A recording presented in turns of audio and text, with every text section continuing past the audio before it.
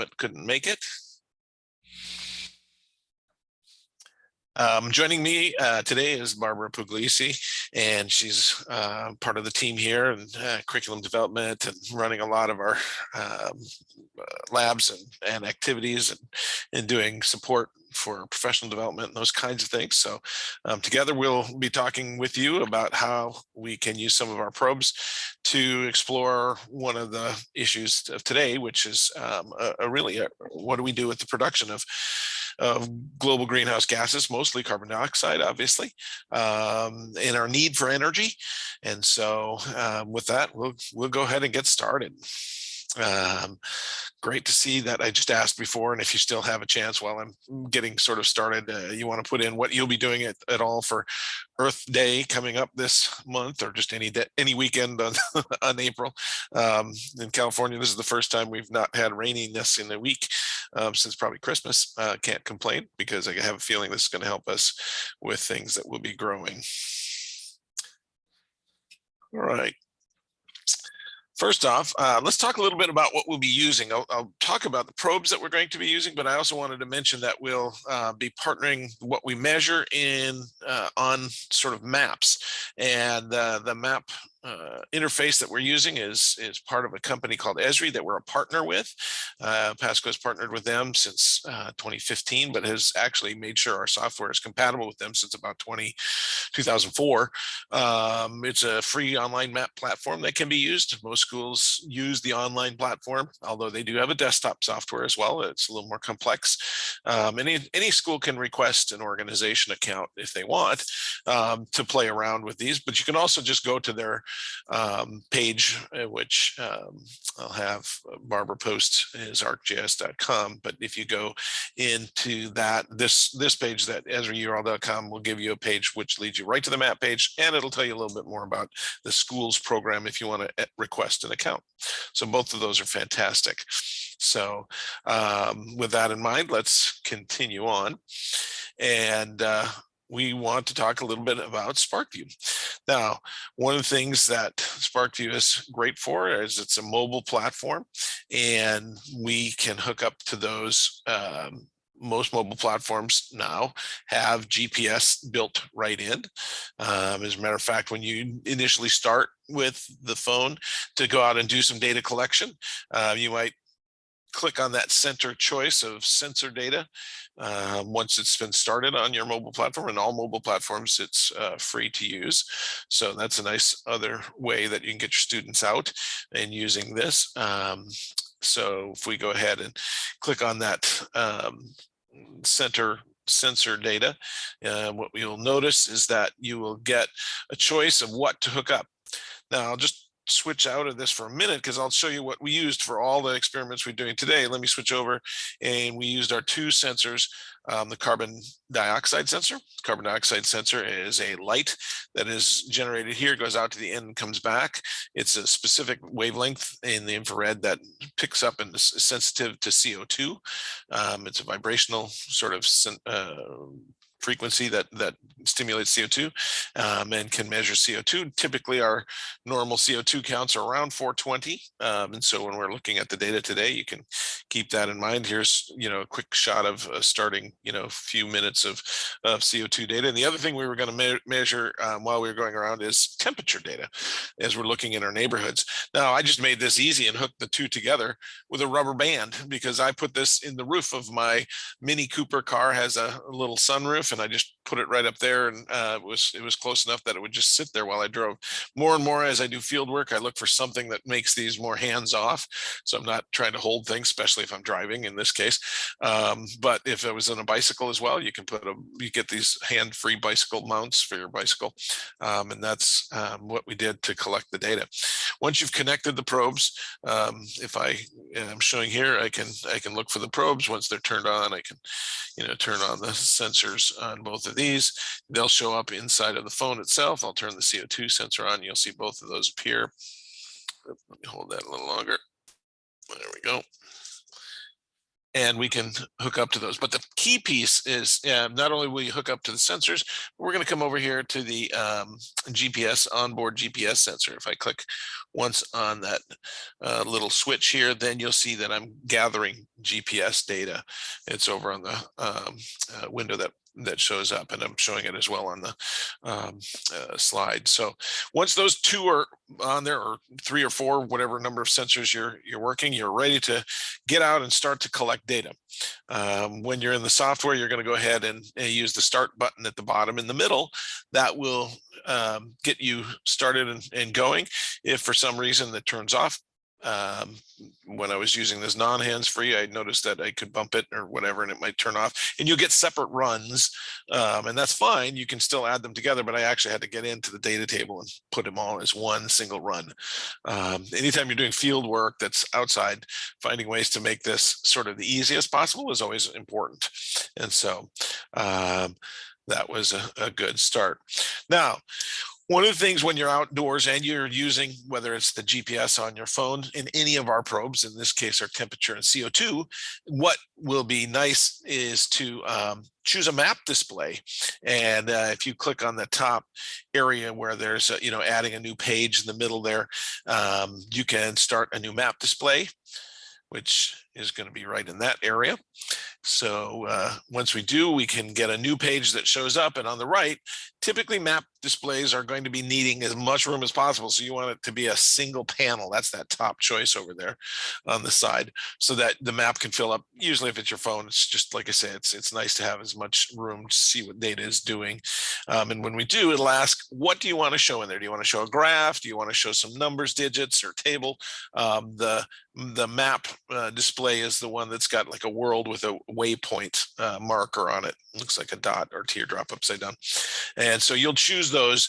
And when you do, what will happen is, here's one of the first steps that you'll see our evidence of partnership with Esri, is that the maps in the background here, some people say, oh, that looks like a Google map. And you're right, it's a streaming map.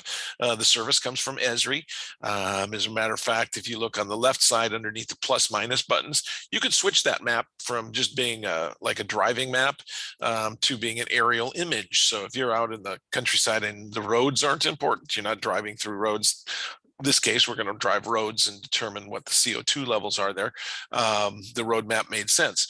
But if you're going to go on a hike, maybe you just want the aerial image. But you can choose many different kinds of maps. For this, though, this is the easiest way to sort of get started. You can also click on selecting a measurement once you're gathering data. And what will happen is you'll get a screen that pops up again on the right, and you can choose what you want to show up on that map. Now, this is only one piece of data that's going to show up. It's going to be the CO2 data, but if you had the temperature data in there, you could choose that as well. Here was an example of when I just turned the CO2 data on and I drove around town. This is right around Pasco. You can see areas that I'm getting a red and a blue scale. Those are showing where CO2 is lower, maybe even lower than what's sort of normal, but also in places where it's much higher. Again, 420, if you remember, is the scale that we are used to sort of thinking as background CO2 amounts. And as we're driving down, this is a fairly main road at the bottom of this square that you see. You can see areas where there are stop signs or major intersections and cars sort of gathered around me.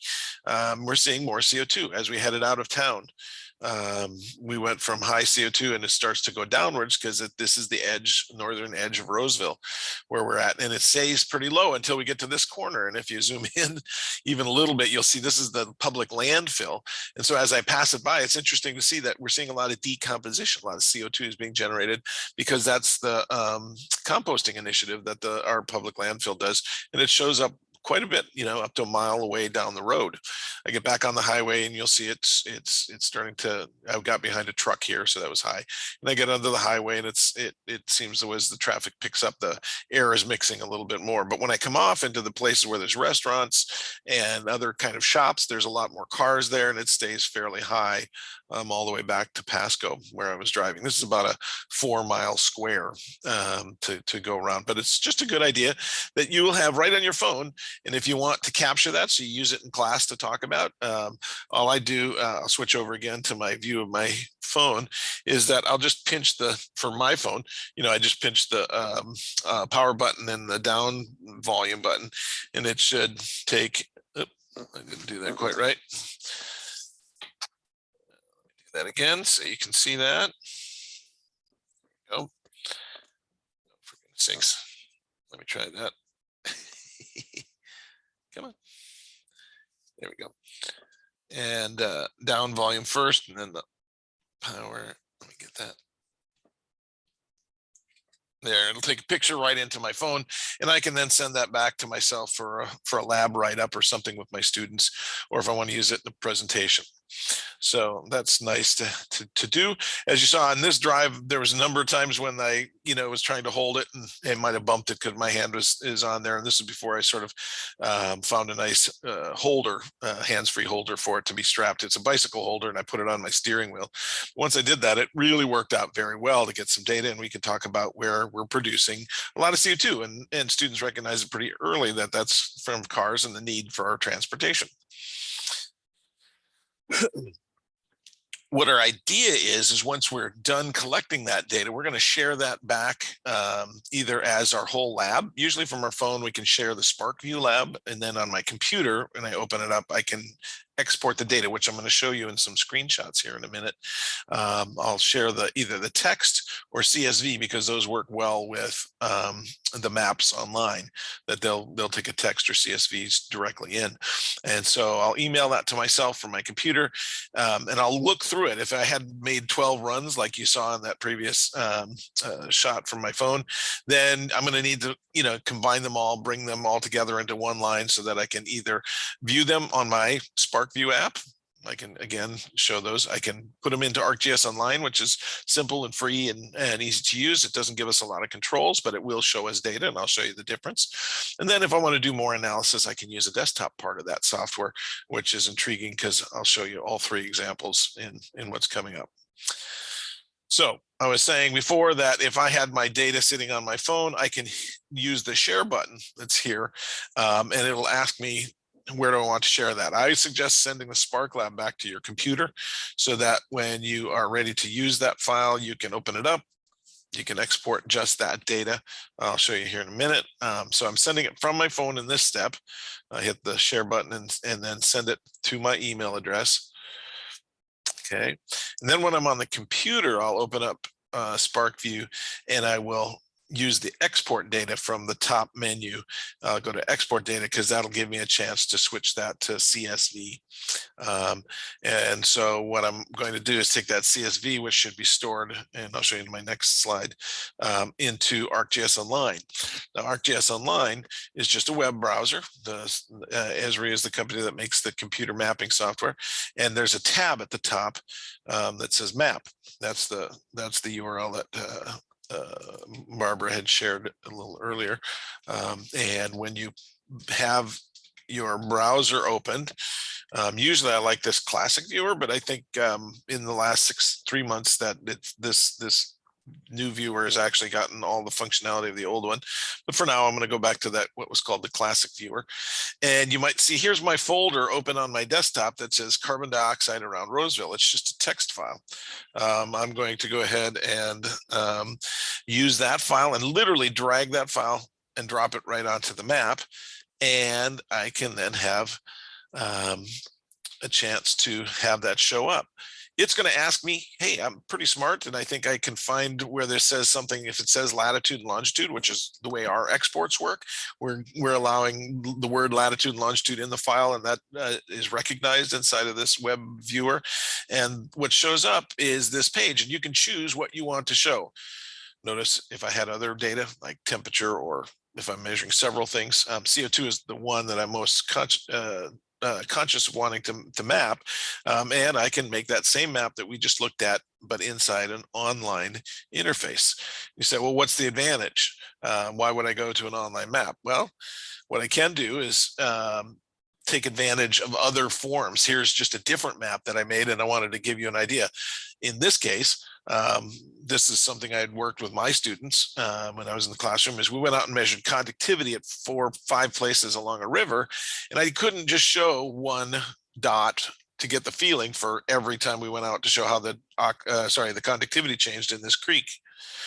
Also, I could put other information that's pertinent to conductivity. In this case, this is where the aquifers were. Here's a gravel aquifer, sandstone aquifer, and a limestone aquifer. The students could go out and capture the bugs that were there, and they classified them as healthy, the most sensitive bugs, those that were kind of intolerant to pollution, and those that could, you couldn't kill them. They live in the least oxygen and saltiest water. And you'd notice that as you work your way down in these saltier aquifers, the salt and the conductivity is really high. So why I would move to a map is because I have a lot more options for the way I see the data, not just a one color system like we have in our map, but we have also online, there's a lot of different layers that we can add to this map that give our data relevance and meaning. So that's an example of why we would go this way. It was fun because the students, after they had made this map, were able to do a news broadcast in the local news station and tell a little bit about why the fishing in this upper area, which is nice and clean, doesn't have much conductivity, was so popular, is because the bugs there would feed the fish that were being stored. So we're going to go back to carbon dioxide, and you might say, well, what's the big issue? And having some sort of a context for this is always important. I've just shown how we can measure this out in the field, but here's a NASA Goddard visualization that shows what's been happening in their estimations back to 1800. I'm just going to let that roll quickly, and we can see that there are places, for instance, red is going to be higher than what's normal for the 1800 to 2020 or 10 range, and how that's been changing every so many years as we roll through that estimate and measurement. As we get into the 70s, these can be directly measured via satellite, but have that sort of give you a feeling that those carbon dioxide amounts, the temperature amounts have really been changing. And so that's really what the concern is when we talk about how climate might change, is what's that going to do. And you might notice that, yeah, definitely in, for instance, the northern hemisphere, along the places where there's ice, warming is most extreme. It has the most temperature rise, maybe up to 2 degrees. And you may still say, well, 2 degrees. I lived in North Dakota and I grew up there. 2 degrees would have been welcome in the middle of the winter. But those extra degrees actually do extend the fall and the spring, make them happen earlier or later. The fall, they continue for up to 2 to 3 weeks, 4 weeks. It was only a 4-degree change that was projected that caused the change in the ice ages. And so we're talking about a lot of energy, and it may cause those stores of water that are being held at mountaintops, for instance, to melt earlier and not be available all through a summer. In California, that's a critical thing as well. So I want to give you a little bit and saying, okay, so that's the national impact. I found a nice site that gave me some understanding that there's temperatures that are increasing. Some people say, well, temperature change has occurred throughout Earth's history. That's very true. And that we can see that we have a change in temperature that's happening in correspondence to the way we produce carbon dioxide. In other words, they seem to be going up and down together. So that's what it'd be nice for students to be able to go and ask that same question. Can we see this locally? And so here's where we are in California. You might recognize the left there as San Francisco. Sacramento is just a little bit to the east of that, and Roseville is in the northeast corner. You can see some dots because that's the data of what we measured for a CO2 measurement. Okay, so that'll give you an idea. Here's the context as we get a little closer. And eventually here's the town of Roseville. And when we went out and we measured the CO2 amounts. Now, what's cool is when I bring this in, I have a lot of different kinds of ways to measure this. If I go into the way that this is mapped, the way this is open, I can, instead of choosing big symbols and small symbols, and I go and make colored symbols, here you see in the mapping interface online, it shows you a histogram of all the temperatures and all the CO2s. We're actually measuring or mapping CO2. Here's what all the CO2 measurements were. Over 1,200 measurements of CO2 for about a 45-minute drive around town. Each one of these legs is about a mile. So if that gives you an idea, but if I'm looking at all that data, most of the data is hovering right around here. The X average is about 429. We were talking that, 420, sorry, is about the national average, is background CO2. This is a little higher because it's at about 4 o'clock. It's not the best of traffic, worst of traffic yet, but there's more traffic, so it's a little higher. And we can see it as individual size. But if I choose this coloring scheme, which I have lots of choices, if you're exploring this, to go into the symbols and change those, this is like Photoshop or a program that has a lot of control in it, that you can choose a coloring system that might look more like this. After you go into the concentration, choosing something like above and below. In other words, find where the average is and choose everything above one color and below another color. That helps to really differentiate where there's high and low points if you play around in there. And you can see, the blue in this is where the CO2 is quite low and the red is much higher. That's nice. So that white is sort of the average amounts as we look, and we see there's a huge variation across just these. And if you look closely, you might say, oh, these are pretty close to big intersections, going into intersections, out around intersections. And so that might be your first guess at saying what's going on. Now, this is an online map. This is still great, and students can use this as an explanation if you're doing environmental science, for instance, to say, why are there higher places and lower, places that have lower values of carbon dioxide. But we could also say, let's compare something like neighborhoods. Now, I did this fairly randomly because I wanted to be a quick and easy discussion. This is just carbon dioxide data that I drove around town and told the phone to measure every 2 seconds. So every 2 seconds, I'm taking a CO2 reading. But if I want, I can go into an online map, and I cannot do this inside of SparkView. SparkView just showed us that pattern. We could have done what I'm showing you right here inside our SparkView app. But if I want to do something like getting an average for each neighborhood, I could go to the add button inside of this is the online map, ArcGIS Online. And I am in my account so that I can do a little bit more with it. And I've said, hey, let's add, for instance, a map note. And these map notes I'm going to draw, and they're just the neighborhoods. And so, yes, if you're familiar with your own local neighborhood, you could either use a rectangle or some kind of a drawing circle to draw around your neighborhood. And here's what I did to draw around these neighborhoods. You'll see, oh, I said, this is a neighborhood on the left. Here's a neighborhood in the middle, and here's a neighborhood on the right. What that's cool for is that I can compare neighborhoods. And if you're better at saying, oh yeah, I know exactly where, which streets cut one neighborhood from another, you can compare them and leverage what Esri's tools do well, which is do things like, hey, what's the average inside of this neighborhood versus the average inside this middle neighborhood of this neighborhood on the right. So if I want, I could go, now that I've made some neighborhoods, one of the things I need to do, this is just a drawing. And I know there's a lot of things that are going on here.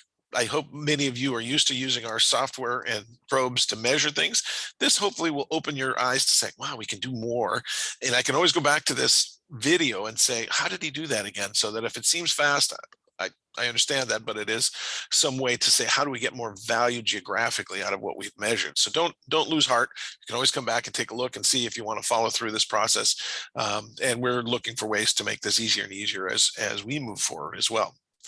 But I'm going to go inside of this neighborhood that I drew. And the first thing I need to do is save it. The reason is because a drawing is it's great for seeing something on a map. But if I make it a full GIS layer, a full online map layer, and then I save it down here at the bottom and publish it in the contents area, then it will have all the functionalities I'm about to do, which are doing cool analysis. So I've saved it. Notice I've got a new run. I made a drawing called neighborhoods, but I've also done made this saved as a GIS file. Why is that going to become important? Because now what I can do is I can go to analysis. You can see there's a little analysis tool there. When that opens up, I get a whole new table of contents that I can go in here and say, let's summarize some of that data so that I can take an average reading for each of these separate neighborhoods. So again, if you want, I can go to the analysis, I start a summary and say, let's average all of those CO2 measurements in each separate neighborhood. Now, the only thing I need to tell in here is saying, where do you want to summarize those? I could do a random set of squares or hexagons, or I can use the polygon because I knew where those neighborhoods are. Maybe, better off neighborhoods produce more CO2. And what are you going to summarize? I'm going to use all those run 3 data, the CO2 that's there, and I want an average. That's what you see at the bottom. So when I do that, What ends up happening is I create another layer. Now you can see these sort of brown dots that are in the background. That's some value is being mapped there. And what it took me a second to realize is that's just the number of points in each of these areas. In other words, there was more points on this far right side than the left. I want to do some other kind of mapping. And what's neat is that I can do that inside of GIS, this circle, square, triangle kind of tool.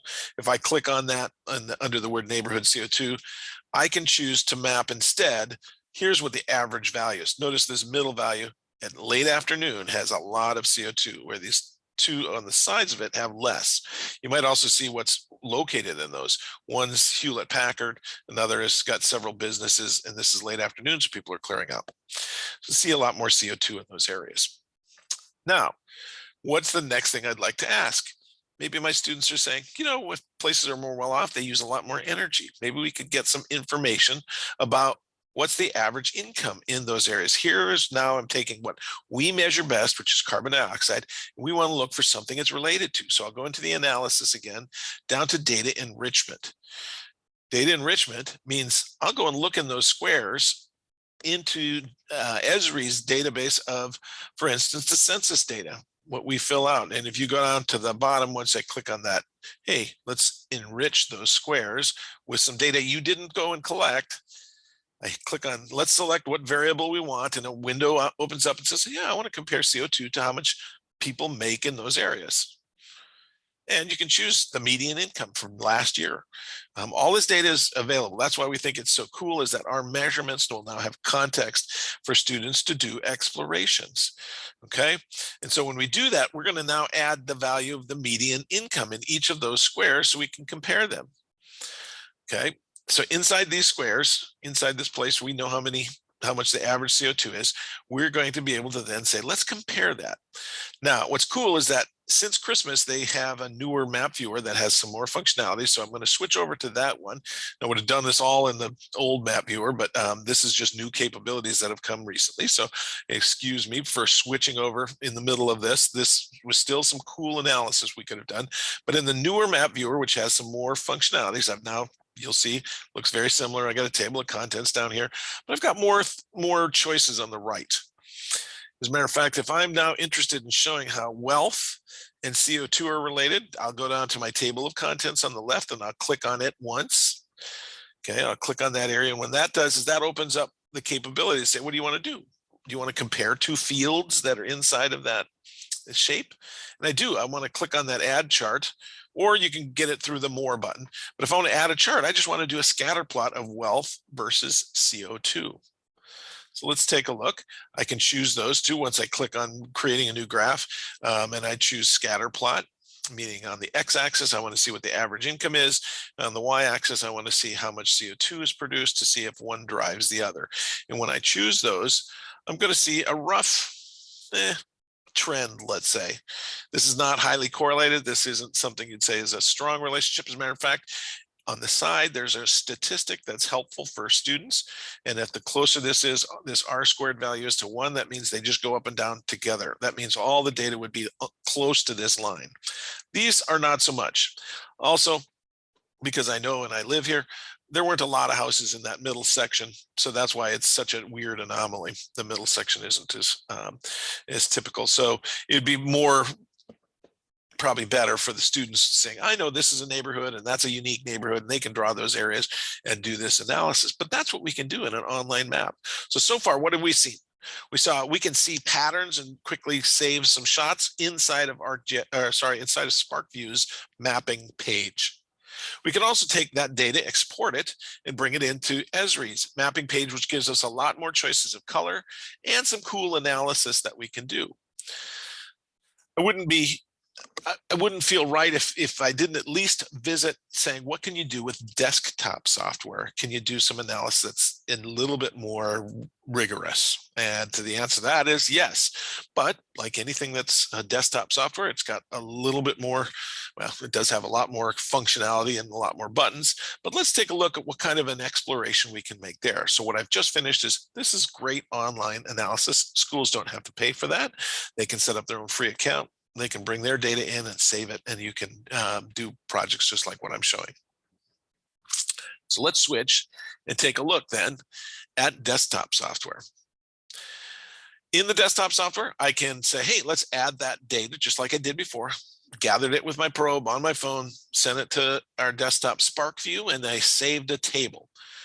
Now, desktop software allows you to add anything with the latitude and longitude on it, and we colored it just like we did when we were online. We saw those areas that were low, some areas that are red or high in CO2, and you can see the table of contents on the left, meaning, yeah, the red is sort of low. Sorry, the red is the high side, and the blue is sort of low. And this is the time right at about 4 o'clock, just before traffic starts to get bad. Okay, what's cool about the desktop software is it will say, how do you want to map those? How do you want to show this? Should we show that there's equal amounts of red and equal amounts of yellow and equal amounts of blue? If your data has a statistical look, meaning that there's a peak and then it falls off quickly, do you want to cut it in a way that most of the values are right around what the average is? And you'd say, well, I don't know. Maybe I should look here. I'm still in that choosing color kind of area. I should look at the histogram. And this looks pretty much, except for this lower one, this looks like a standard curve. Again, there's that. We saw this on the mapping software, on the online software. It gives us what's the average values. There's thousands, if not, well, this is, I don't see the scale on this, but it will show in terms of here's how many values of pixels I measured or spots I measured that had 428 as the average CO2. We have less that have higher, 470 parts per million, and a few that have less, 400 or 390. But this helps me choose which of those in that previous case, which kind of way to color this. How should I cut those groups? Which color gets red, which color gets yellow, which color gets blue? So again, I could have chose that histogram, sorry, the one that's called standard deviation, but Quantile is nice because it actually gives me the values. It shows me what the values are so that I get this nice table of contents saying, oh yeah, here's the 390 to 400 all the way up to 480 to 500. Now this is the nighttime. What do you notice about that? What cool thing is happening here? These are much more orange, aren't they? What does that mean when they're much oranger than the 4 o'clock in the afternoon? It's sort of a rhetorical question, I know, but it means they're higher values. So at night, it was a surprise to me to see this. This was fun as we were doing the analysis, is that it's quite a bit higher. And we'd say, And the other thing is I don't see a lot of variation in color. So as nighttime comes, the cars aren't driving and leaving, higher concentrations. They're spreading out more. As the day goes on, the concentrations spread out. And houses are maybe contributing as well. All of these are possibilities. But we do notice, though, that at night, we're getting much more carbon dioxide that's in the neighborhoods, and it's much more evenly distributed. Now, what I want to do is say, how can I compare those? How can I compare, for instance, the difference in greenhouse gases concentrations and how much it acts like a blanket? That's really our question, isn't it? We're going to need to interpolate those because I didn't drive. If you look at this versus this, you'll see that I didn't drive in the exact same places. So what I need to do is actually make, just like you would take, if you have 4 dots, you want to put a line through those to make a nice interpolated line. We're going to have to interpolate this, but interpolate it over a surface. So we're going to actually make an interpolated surface of carbon dioxide. Okay, we're going to say, here's in the brown where the carbon dioxide is low, in the green, this is where the carbon dioxide is high, but I need a value of CO2 for every place. Okay, we'll do that. That's that 4 o'clock, the afternoon drive. That's the carbon dioxide at 4 o'clock. Okay, here's the carbon dioxide at night. So now we have 2 values, a daytime carbon dioxide and a nighttime over that whole area. Okay, we're going to do the same thing for temperature. Okay, during the daytime in the afternoon, it's much lower temps on the west side of the city, on this left side, and much higher towards the freeway and the business places where there's lots of concrete. At night, it seems like there's a more spread out, more even distribution of heat. So why did I do that? I have a nighttime and a daytime, CO2 and temperature. And the reason is because I want to see how they're related. But I want to do that with more than just 3 points like we did with the online map. We showed how income is related to CO2. In this case, what I'd like to do is I want to know what is the difference in the temperature from daytime to nighttime. If CO2 acts like a blanket, if the greenhouse effect is acting, what will that blanket do? So what I need to know is, what are the areas that lost the most temperature and what are the areas that lost the least temperature from the hottest part of the day to a cooler part of the day. Okay, that's that one side. I want to plot that on a graph and compare an average of the daytime and the nighttime, because we're going to say, you know what, that carbon dioxide's around, so we should really get an average when people are driving, because that's one phenomena, and when the houses are producing carbon dioxide. So we're going to average those. Now, I can't do that on online map. I can't do that with our software because it's just points that we've gathered, but I can spread these out, make values all over these areas, and I can do that math. That's what GIS does.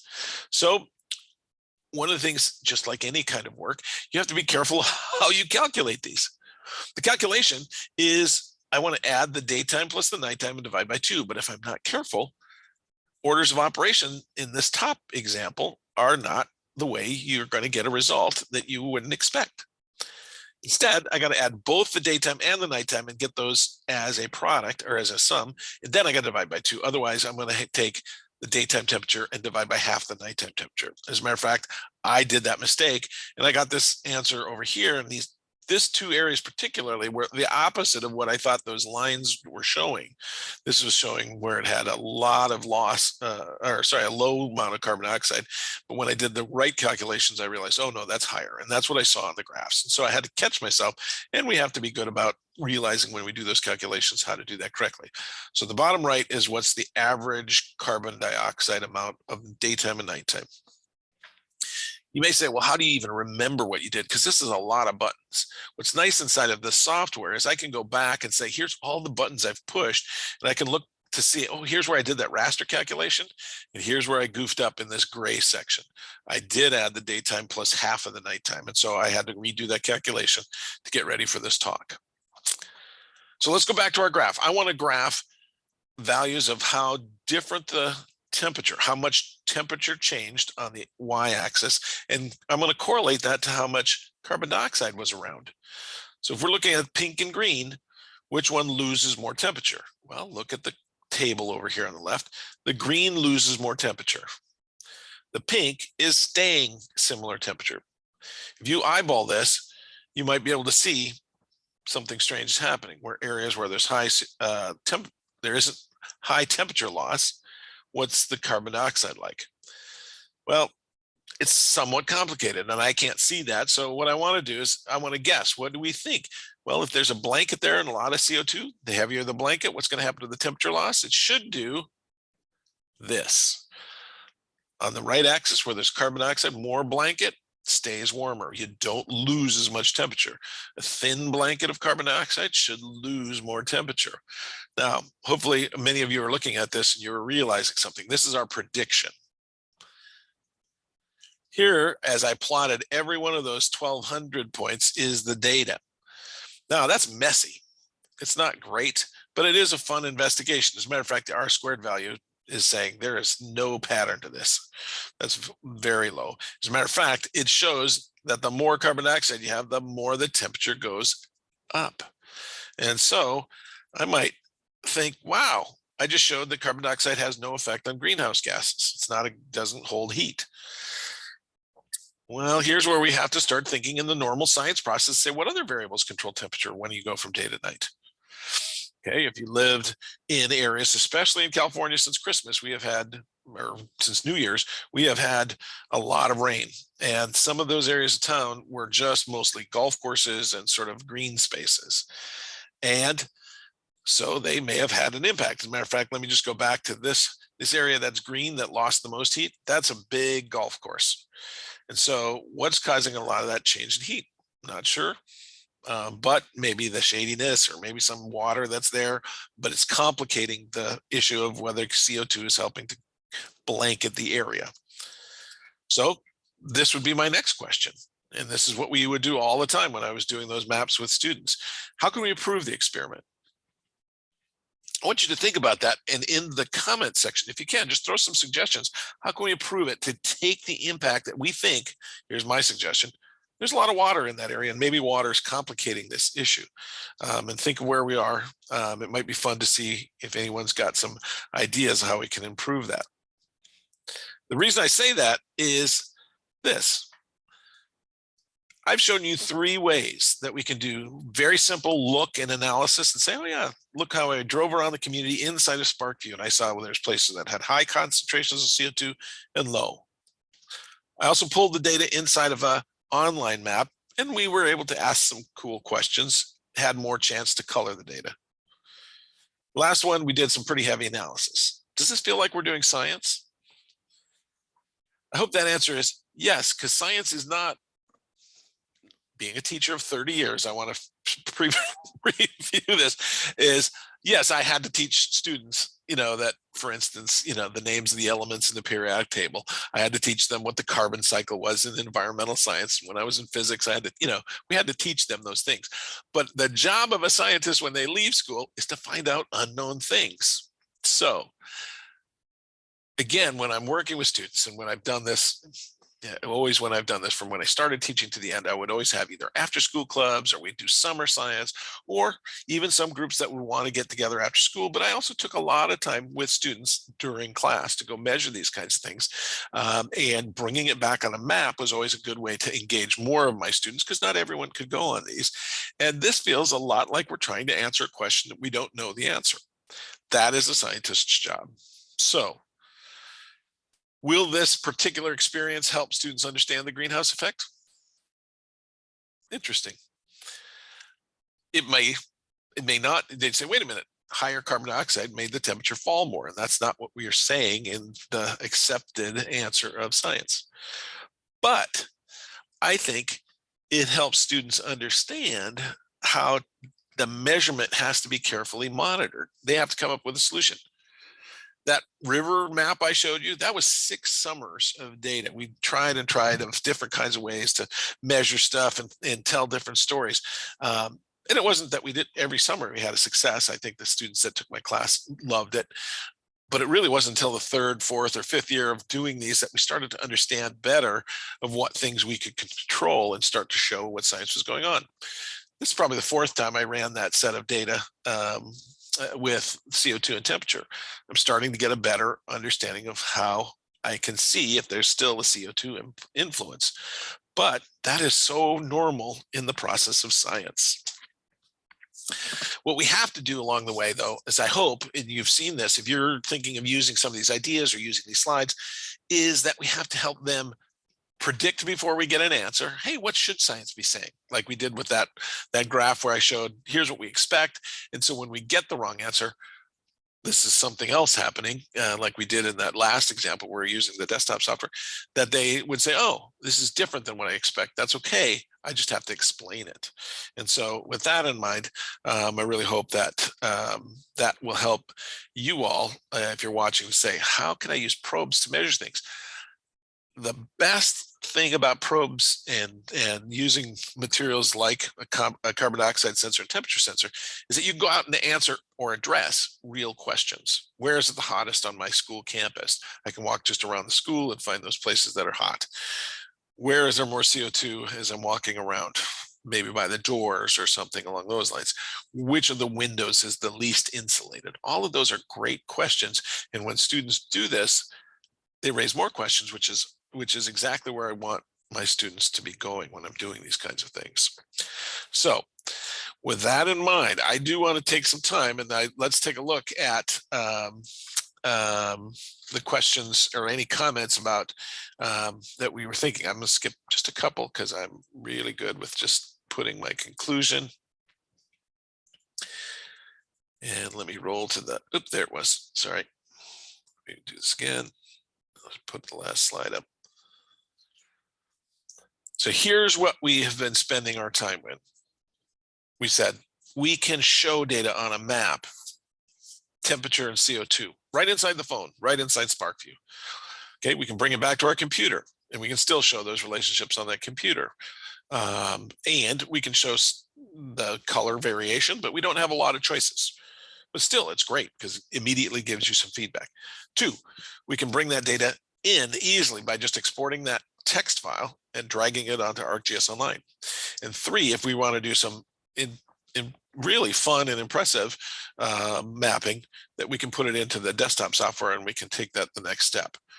Many of you may be just fine with doing that first step of just saying, I just want to see data and how it varies while I drive around, and that is okay. And that's great, because that's an easy thing students can do, because they can put it right on their own phone, and they might have a temperature sensor. They put right on their phone and watch how CO2 changes, or any of our other sensors, how carbon conductivity changes in a stream, or how soil moisture changes. So with all those, I hope that we've given you a lot of opportunities to say, what am I going to do with earth science? For Earth Day that's coming up, and to do with my students. And the answer to that is get out, measure some data, and see if they can explain what they see on the results of those data. So with that in mind, I'm going to go ahead and ask my colleague, oh, I have the control. I'm going to go ahead and turn off this recording, and I want to start a discussion. So let me stop the recording. Make sure you want to stop recording the class.